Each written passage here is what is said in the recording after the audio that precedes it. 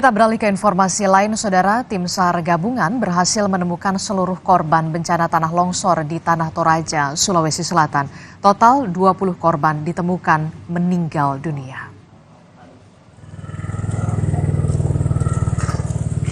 Tim SAR gabungan, Basarnas, TNI Polri, BPBD, SAR Brimob, dan masyarakat menemukan satu lagi korban longsor di Palangka, Kelurahan Manggau, Kecamatan Makale, Tanah Toraja, Sulawesi Selatan. Korban ditemukan berjarak 50 cm dari anaknya yang masih balita.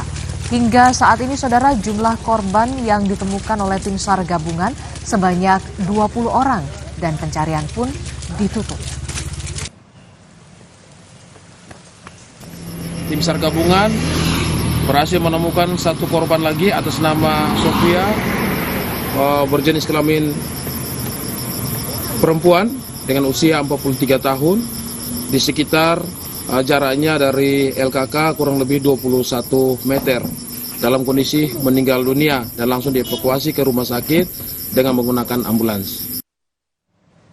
Sebelumnya, isak tangis keluarga pecah saat satu persatu peti jenazah korban longsor dikeluarkan dari kamar jenazah. 14 jenazah korban tanah longsor yang telah dievakuasi sudah diserahkan kepada pihak keluarga untuk dimakamkan. 4 jenazah saat ini sudah dimakamkan, sedangkan 14 jenazah korban longsor lainnya masih disimpan di rumah sakit karena rumah yang ditempati tidak bisa digunakan karena terdampak longsor.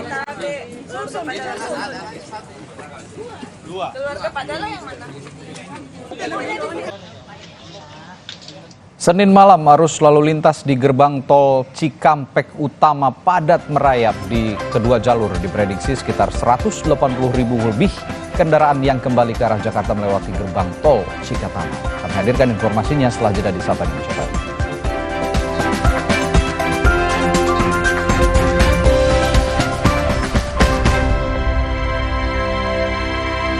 Di balik setiap